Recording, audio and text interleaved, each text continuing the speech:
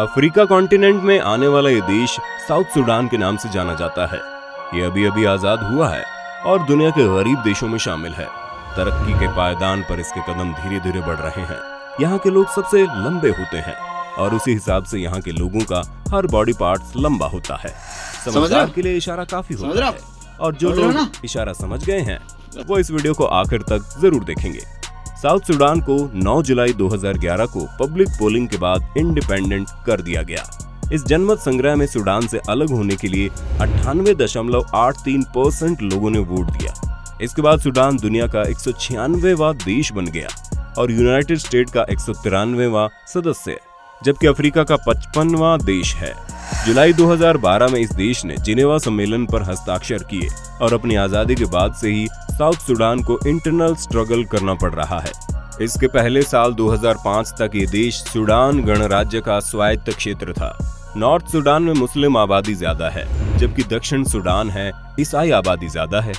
इन दोनों के बीच कई दशकों से लगातार संघर्ष चल रहा है और इस संघर्ष में 20 लाख लोगों की मौत हो चुकी है। नॉर्थ सूडान के दारफुर इलाके में प्रेसिडेंट बशीर पर जुनेसाइड का आरोप लगा। इसके बाद उनके खिलाफ इंटरनेशनल क्रिमिनल कोर्ट ने अरेस्ट वारंट भी जारी किया। साल 2005 में यूनाइटेड नेशंस ऑर्गेनाइजेशन ने इस मामले में इंटरफेयर करते हुए एक शांति प्रस्ताव सामने रखा। इस प्रस्ताव में ही दक्षिण सूडान को नया देश बनाने की बात कही गई थी। जनमत संग्रह कराने पर कंसर्न बनी। सूडान अफ्रीका महाद्वीप का सबसे बड़ा देश था, जो अब 2 हिस्सों में बंट गया है। सिल्वा कीर मायार्डित साउथ सूडान के पहले राष्ट्रपति थे। उनकी पहचान थी टोपी। उन्हें यह टोपी यूनाइटेड स्टेट अमेरिका के तत्कालीन प्रेसिडेंट जॉर्ज बुश ने गिफ्ट में दी थी। इसके बाद ये टोपी ही इनकी पहचान बन गई। सूडान पीपल्स लिबरेशन आर्मी के एक पूर्व विद्रोही नेता थे जॉन गारंग। वर्ल्ड पॉपुलेशन इंडेक्स में देश 75 नंबर पर आता है। 1,28,00,000 की जनसंख्या के साथ ये देश दुनिया में अपनी अलग पहचान बनाने के लिए संघर्ष कर रहा है। यहाँ के शहरों में आबादी का केवल 20% हिस्सा ही रहता है, जबकि गांव में 80% लोग रहते हैं। एरिया के अकॉर्डिंग देखा जाए तो ये दुनिया में 41वें नंबर पर आता है और 6,44,329 स्क्वायर किलोमीटर के एरिया में ये देश फैला हुआ है। ये देश कभी साउथ अफ्रीकन कंट्री सूडान का हिस्सा हुआ करता था, लेकिन एक लंबे संघर्ष के बाद ये दोनों देश अलग अलग हो गए।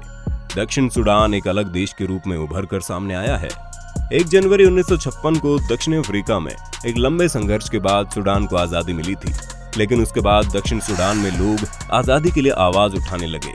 साल 2011 में सूडान 2 हिस्सों में बंट गया, नॉर्थ सूडान और साउथ सूडान। यहाँ का सबसे बड़ा शहर है जुबा और यही यहाँ की राजधानी भी है। जिस दिन ये देश आजाद हुआ उसके बाद यहाँ जो पहला बच्चा पैदा हुआ उसका नाम इंडिपेंडेंट रखा गया। हालांकि वो बच्चा ज्यादा समय तक जिंदा नहीं रह पाया और केवल 1 साल के भीतर ही इस दुनिया को अलविदा कह गया। फिलहाल इस देश में सबसे भयानक बीमारी है गरीबी, जिसने यहाँ को लोगों को अपनी चपेट में ले रखा है। यहाँ के लोग एक दिन में केवल $1 से भी कम कमाते हैं। यहाँ के अधिकतर लोग घास फूस से बने मकानों में रहते हैं।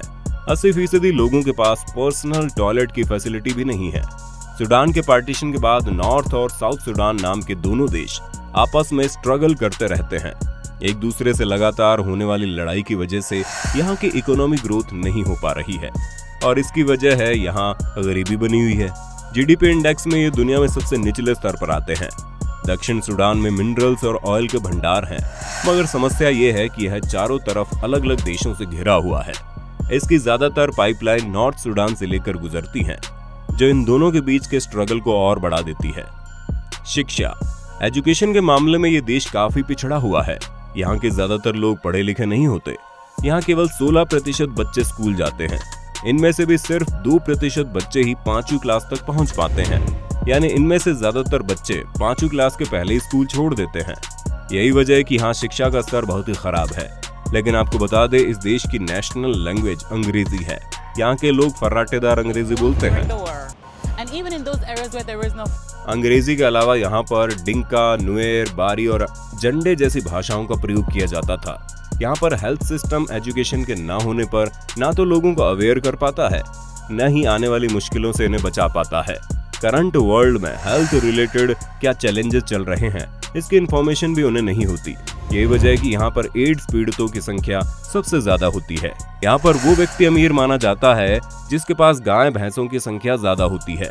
यहाँ तक कि जब शादी होती है तो लड़के वालों को गाय भैंस लड़की के घर वालों को गिफ्ट में देनी पड़ती है। इसी से उनकी हैसियत का अंदाजा लगाया जाता है।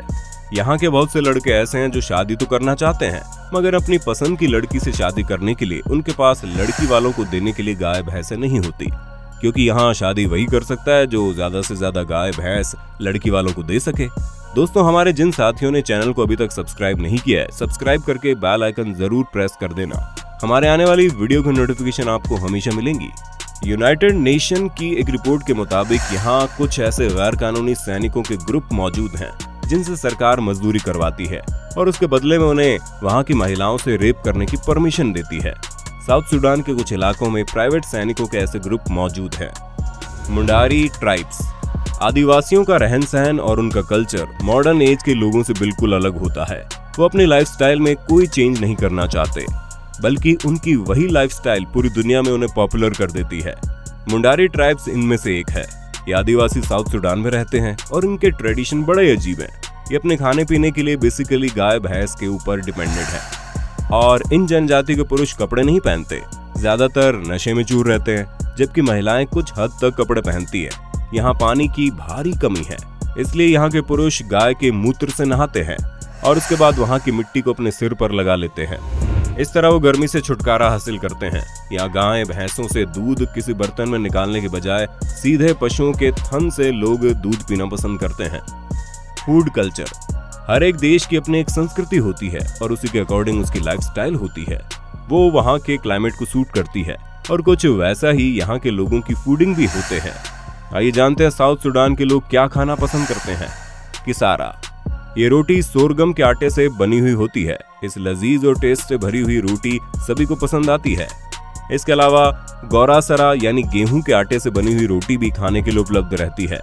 मोख बजा, इस मजेदार डिश को केले से बनाया जाता है। जो भी इसे खाता है जिंदगी भर इसका टेस्ट उसे याद रहता है। काइजेक, अगर आप नॉनवेज की शौकीन है तो यहाँ सूखी मछली से मिलने वाला एक स्पेशल डिश काफी फेमस है जिसे कीसा कहा जाता है। कोईडियोक, इस डिश को मीठा सेमोलिना भी कहा जाता है। दही, बटर और शुगर के साथ बनाई जाने वाली इस डिश को अखरोट से डेकोरेट किया जाता है। Tourist spot, All Saint Cathedral, All Saints Catholic Joseph Church देखने लायक है। बोमा नेशनल पार्क, इथियोपिया के बॉर्डर से लगा ये नेशनल पार्क जानवरों को उनका नेचुरल एटमॉस्फेयर देता है जिससे वो नेचुरल लाइफ जी सके। साल 1977 में बनाया गया ये बोमा नेशनल पार्क दुनिया का सबसे बड़ा पार्क है। यहाँ दुनिया में अलग अलग जगहों से माइग्रेट करके बहुत से जानवर लाए गए हैं, जिनमें 13 लाख एंटीलो, 7 से 8 लाख हिरण के अलावा हाथी और दूसरे जानवर यहाँ मिल जाएंगे। इसके अलावा निम्मूल नेशनल पार्क, बेंडिग्लो नेशनल पार्क में भी आप नेचुरल वाइल्ड लाइफ का मजा ले सकते हैं। एक्सपेंस, अगर आप इस देश में घूमने के लिए आना चाहते हैं तो एक आदमी का 7 दिन का खर्चा लगभग 1 लाख के करीब आता है। वीजा आपको ऑनलाइन ऑन अराइवल भी दिया जा सकता है। हमारे इस वीडियो को एक लाइक और अपने दोस्तों के साथ शेयर कर देना। अगर आप इस वीडियो का दूसरा हिस्सा देखना चाहते हैं तो कमेंट बॉक्स में पार्ट 2 जरूर लिख देना। फिर मिलेंगे नई वीडियो में, तब तक के लिए जय हिंद, जय भारत, वंदे मातरम।